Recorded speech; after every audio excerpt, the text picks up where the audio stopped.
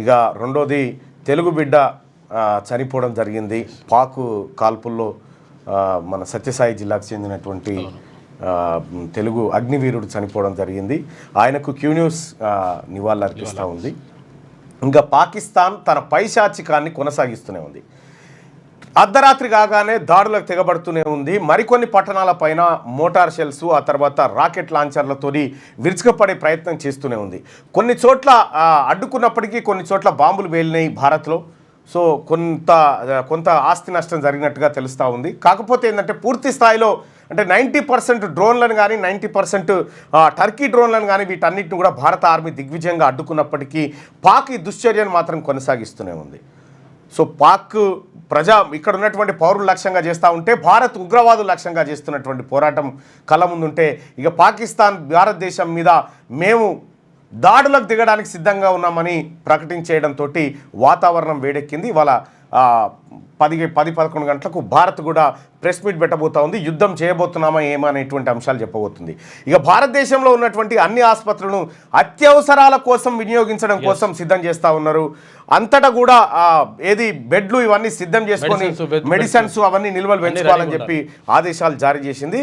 ఇక భారత ప్రధాని రక్షణ శాఖ కూడా వివిధ రాష్ట్రాల ముఖ్యమంత్రులతో మాట్లాడి సంసిద్ధంగా ఉండాలి అనేటువంటి హింట్ ఇచ్చినట్టుగా తెలుస్తూ ఉంది. అంటే భారత్ పాకిస్తాన్ ఉగ్రవాదులను ఏరివేయడం కాదు, భారత్ ఇంకొక భారీ లక్ష్యాన్ని తన ముందు పెట్టుకున్నట్టుగా కనిపిస్తూ ఉంది.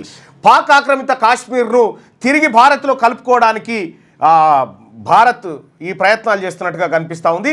ఇది దిగ్విజయంగా జరగాలని మనం అందరం కోరుకుందాం. పాక్ ఆక్రమించినటువంటి కాశ్మీర్ను తిరిగి భారత్లో కలుపుకోవడం ఈ యుద్ధంలో ఒక భాగంగా కావాలి. అప్పుడే ఈ ఉగ్రవాద సమస్య కొంత చెక్కుబెట్టినట్టు అవుతుంది.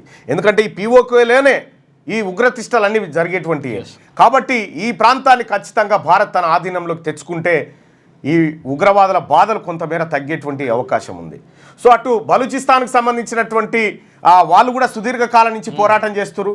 బలూచిస్తాన్ను కూడా సపరేట్ దేశంగా వాళ్ళు ప్రకటించుకున్నారు. దానికి కూడా భారత్ మద్దతు ఇస్తే బాగుంటుంది. పాకిస్తాన్ ఇక గిత్తత్ అవుతుంది పాకిస్తాన్. సో ఇటు POK మనకు వచ్చేస్తే బలూచిస్తాన్ వాళ్ళకి పోతే బంగ్లాదేశ్ ఇటుపోయింది, పాకిస్తాన్ ఇది ఉంది. ఇక ఆఫ్ఘనిస్తాన్కి జర బుర్రకరమైన అంటే ఆయనతో తోక గుంజుకుంటాడు. ఇది పాకిస్తాన్ పరిస్థితి. అయినా పాకిస్తాన్ ఇప్పటికీ తప్పుడు కథనాలతోని ఫేక్ ప్రచారాలతోని ప్రజల్ని మభ్యపెట్టే ప్రయత్నం చేస్తూ ఉంది. సో భారత్ క్లియర్గా ఏం చేస్తుందో ప్రపంచం చూస్తుంది. కానీ పాకిస్తాన్ చేసేటువంటి చీకటి పన్నాగాలను మాత్రం పాకిస్తాన్ దాచిపెడుతోంది, పాకిస్తాన్ మీడియా దాచిపెడుతూ ఉంది. సో ఇప్పుడున్నటువంటి పరిస్థితుల్లో భారతదేశం బలంగా దృఢంగా ఎంతటి శక్తినైనా ఎదుర్కొనేటువంటి అత్యంత శక్తివంతమైనటువంటి దేశంగా నిలుస్తుంది కూడా.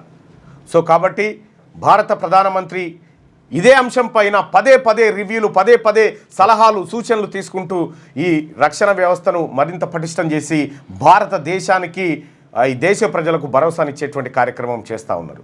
సో కాబట్టి ప్రజలారా మనమందరం కూడా ఒకే మాట ఒకే బాట, మనందరి లక్ష్యం భారత్ రక్షణే. మీ పిల్లలు IIT MCET లాంటి కాంపిటేటివ్ ఎగ్జామ్స్కి ప్రిపేర్ అవుతున్నారా? జాబ్స్ కోసం చేసే ప్రయత్నంలో విఫలమవుతున్నారా? ఇంగ్లీష్పై పట్టు సాధించలేక పోటీ ప్రపంచంలో వెనుకబడుతున్నారా? స్టేట్ సిలబస్ అయినా సెంట్రల్ సిలబస్ అయినా అన్ని సబ్జెక్టులు ఇప్పుడు ఒక్క క్లిక్లో. షేక్ స్పైకర్ ఇప్పటి వరకు ఎవరు తయారు చేయలేని విధంగా రూపొందించబడిన సరికొత్త యాప్. ఇప్పుడే షేక్ స్పైకర్ యాప్ని ప్లేస్టోర్ నుండి డౌన్లోడ్ చేసుకోండి. కేవలం 1000 రూపాయలకే 7 ఏళ్ల పాటు సబ్స్క్రిప్షన్ పొందండి.